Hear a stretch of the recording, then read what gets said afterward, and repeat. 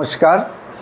কাছে ও দূরের, দেশে ও বিদেশের সমস্ত শ্রেণীর শ্রোতা বন্ধুদের আমার সহ আপনাদেরই চ্যানেল শান্তিবার্তাতে সুস্বাগতম। আজকে খুবই একটি অভিনব পন্থা নিয়ে আপনাদের সামনে হাজির হয়েছি। সেটি হলো ডায়াবেটিস নিয়ন্ত্রণে জাদুকরী উপাদান লবঙ্গর সঠিক ব্যবহার জানুন। সে বিষয়ে আজকে আলোকপাত করব। সর্বপ্রথম একটি কথা বলে ভিডিওটি শুরু করতে চাই, সেটি হলো বক্তা শুধুই কিন্তু তথ্য দিয়ে থাকেন, কিন্তু জ্ঞান পিপাসু শ্রোতারা সেই তথ্যকে কাজে লাগিয়ে তাদের জীবনটি কিন্তু সুন্দরভাবে অতিবাহিত করে থাকেন। একাধারে বক্তা থেকে শ্রোতারাই কিন্তু শ্রেষ্ঠ। লবঙ্গর যে গুণাগুণ বা ব্যবহার প্রণালী এবং লবঙ্গের সঠিক ব্যবহারের মাধ্যমে আপনার ডায়াবেটিস কীভাবে রিভার্স করতে পারেন বা নিয়ন্ত্রণে রাখতে পারেন, সে বিষয়ে আজকের ভিডিও। জানতে হলে কিন্তু ভিডিওর শেষ পর্যন্ত সঙ্গে থাকতে হবে। লবঙ্গ 10 বছরের পুরনো ডায়াবেটিস নিয়ন্ত্রণে জাদুকরী উপাদান। এটি ছোট্ট একটি মশলা লবঙ্গ, কিন্তু এর গুণাগুণ শুনলে ডাক্তারেরাও অবাক হবেন। নিয়মিত লবঙ্গ চিবিয়ে খেলে ডায়াবেটিস নিয়ন্ত্রণে আসাই শুধু নয়, আরও অনেক জটিল ও কঠিন রোগ থেকে খুব সহজেই মুক্তি পাওয়া সম্ভব, কিন্তু কিছু নিয়ম নিষ্ঠা সহযোগে কিন্তু সেগুলি সেবন করতে হবে। জেনে নিন ডায়াবেটিস দূর করতে লবঙ্গ খাওয়ার সঠিক নিয়ম এবং 15টি অসাধারণ স্বাস্থ্য উপকারিতা, এই বিষয়েই আলোকপাত করব। তাহলে ডায়াবেটিস নিয়ন্ত্রণে কিভাবে লবঙ্গ খাবেন? প্রথমত, সকালে খালি পেটে প্রতিদিন ঘুম থেকে উঠে থেকে 2টি লবঙ্গ খুব ভালোভাবে চিবিয়ে খেয়ে নিন। এরপর 1 গ্লাস হালকা গরম জল ধীরে ধীরে পান করুন। 2 নম্বরে যেটি করতে পারেন, লবঙ্গ চা।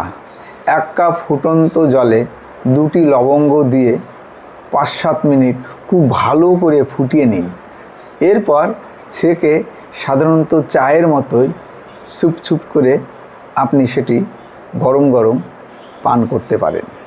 3 নম্বরে, ঘুমানোর আগে, রাতের বেলায় ঘুমানোর আগে একটি লবঙ্গ মুখে নিয়ে চুষে খেলে ডায়াবেটিস নিয়ন্ত্রণের পাশাপাশি ঘুমও কিন্তু ভালোভাবে হয়। লবঙ্গের 15টি জাদুকরী যে স্বাস্থ্য উপকারিতা, সেটি এখন এক এক করে তুলে ধরব। তার মধ্যে 1 নম্বরে যেটি বলবো, রক্তের শর্করা নিয়ন্ত্রণ। ইনসুলিন উৎপাদন বাড়িয়ে রক্তে সুগারের মাত্রা একদম স্বাভাবিক রাখে বা কমিয়ে দেয়। 2 নম্বরে যেটি উপকার করে, দাঁতের ব্যথা উপশম করে। দাঁতে ব্যথা বা মাড়ির যে কোনো অসুখে লবঙ্গের তেল বা লবঙ্গ চিবানো খুবই উপকারী। কারো হলে করে দেখতে পারেন, উপকার পাবেন। 3 নম্বরে, হজম শক্তির উন্নতি। বদহজম, গ্যাস সহ অ্যাসিডিটি দূর করে পেট সম্পূর্ণভাবে পরিষ্কার রাখে এবং পুরনো কনস্টিপেশনও দূর করে থাকে। 4 নম্বরে, সর্দি ও কাশি নিরাময়। ঠান্ডা লাগা, কফ বা গলার যে কোনো অস্বস্তি দূর করতে লবঙ্গ ম্যাজিকের মতো কাজ করে থাকে। 5 নম্বরে যেটি করে সেটি হলো রোগ প্রতিরোধ ক্ষমতা বৃদ্ধি। রোগ প্রতিরোধ ক্ষমতা বৃদ্ধি। এর অ্যান্টিঅক্সিডেন্ট শরীরকে বিভিন্ন ক্ষতিকর জীবাণুর হাত থেকে রক্ষা করে থাকে এবং ক্ষতিকর জীবাণু আসলে শরীরের ভেতরে তাকে তৎক্ষণাৎ মেরে ফেলতে সাহায্য করে। 6 নম্বরে যে বিষয়টি বলবো, লিভারের সুরক্ষায়। লিভারের কার্যকারিতা বাড়াতে এবং শরীর থেকে দূষিত পদার্থ বের করে দিতে সাহায্য করে। এই লবঙ্গের কাজ কিন্তু অনস্বীকার্য। 7 নম্বরে যে বিষয়টি বলবো, বমি ভাব দূর করে। ভ্রমণজনিত কারণে বমি আসলে বা সকালের ক্লান্তি কাটাতে মুখে একটি লবঙ্গ রাখুন, উপকার পাবেন। 8 নম্বরে যে বিষয়টি বলবো, মাথা ব্যথা থেকে মুক্তি। তীব্র মাথা ব্যথা বা মাইগ্রেনের কষ্ট কমাতে লবঙ্গ চিবানো বেশ কার্যকর। 9 নম্বরে যে বিষয়টি বলবো, হাড় মজবুত করে। লবঙ্গে থাকা ম্যাঙ্গানিজ হাড়ের ঘনত্ব বাড়ায় এবং হাড় শক্তিশালী করে রাখে। 10 নম্বরে যে বিষয়টি বলবো, ত্বকের সুরক্ষায়।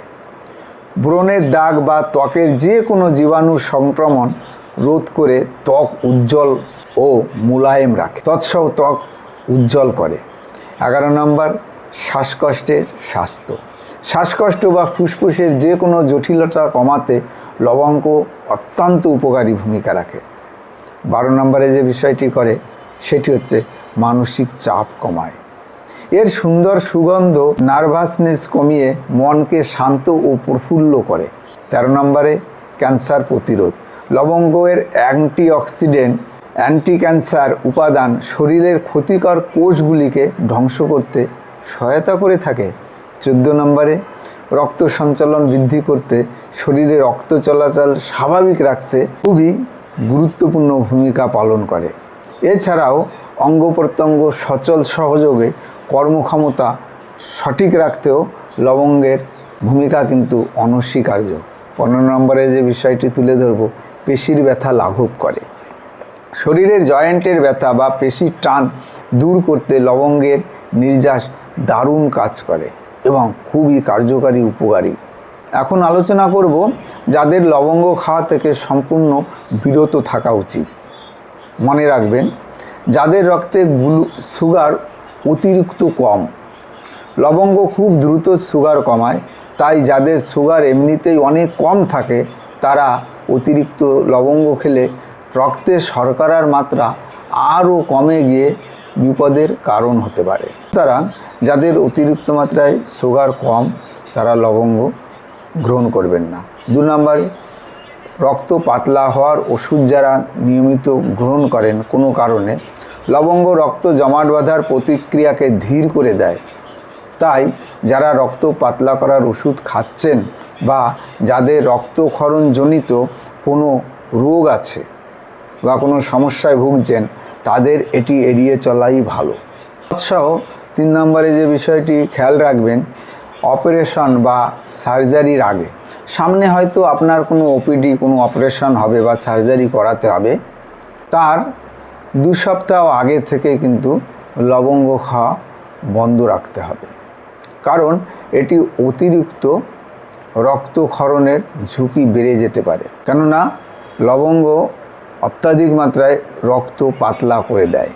সুতরাং সার্জারির আগে কমসে কম 2 সপ্তাহ আগে লবঙ্গ খাওয়া বন্ধ রাখতে হবে। 4 নম্বরে কারা লবঙ্গ গ্রহণ করবেন না, গর্ভবতী ও স্তন্য দানকারী মায়েরা গর্ভাবস্থায় বা শিশুকে বুকের দুধ খাওয়ানোর সময় অতিরিক্ত মাত্রায় লবঙ্গ বা লবঙ্গের তেল ব্যবহার করবেন না, এড়িয়ে চলবেন। চিকিৎসকের পরামর্শ ছাড়া ওষুধ হিসাবে এটি খাওয়া কিন্তু ঠিক নয়। 5 নম্বরে যেটি খেয়াল রাখবেন, লিভারের জটিলতা বা আলসার থাকলে অতিরিক্ত লবঙ্গ খেলে লিভারের ক্ষতি হতে পারে এবং পেটের আলসার বা প্রদাহ বেড়ে যেতে পারে।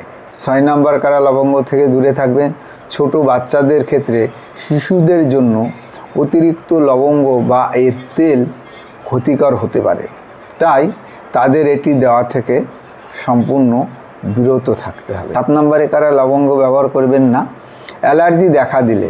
লবঙ্গ খাওয়ার পরপরই যদি শরীরে র্যাশ বের হয়, চুলকানি সহ শ্বাসকষ্টের মতো কোনো লক্ষণ দেখা দিলে এটি সাথে সাথেই খাওয়া বন্ধ করে দিতে হবে।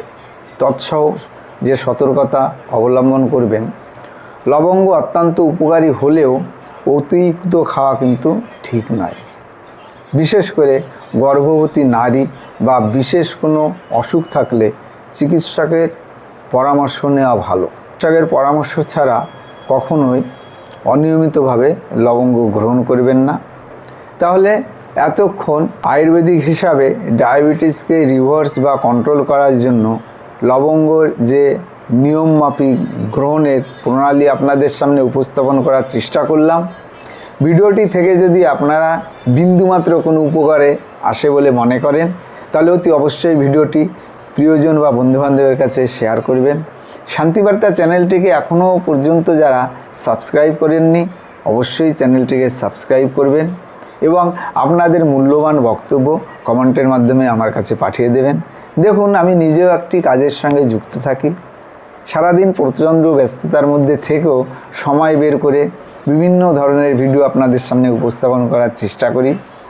আমার একার পক্ষে শান্তিবার্তা চ্যানেলটিকে এগিয়ে নিয়ে যাওয়া কখনোই সম্ভব নয় এবং জ্ঞান পিপাসু মানুষ যারা আছেন, যারা এই চ্যানেলের সঙ্গে যুক্ত হয়েছেন, প্লিজ দয়া করে চ্যানেলটির লিঙ্ক বন্ধুবান্ধব সহ দিকেও 10 শেয়ার করে চ্যানেলটিকে এগিয়ে নিয়ে যেতে সাহায্য করবেন এই প্রার্থনা করে এখানেই শেষ করছি। নমস্কার।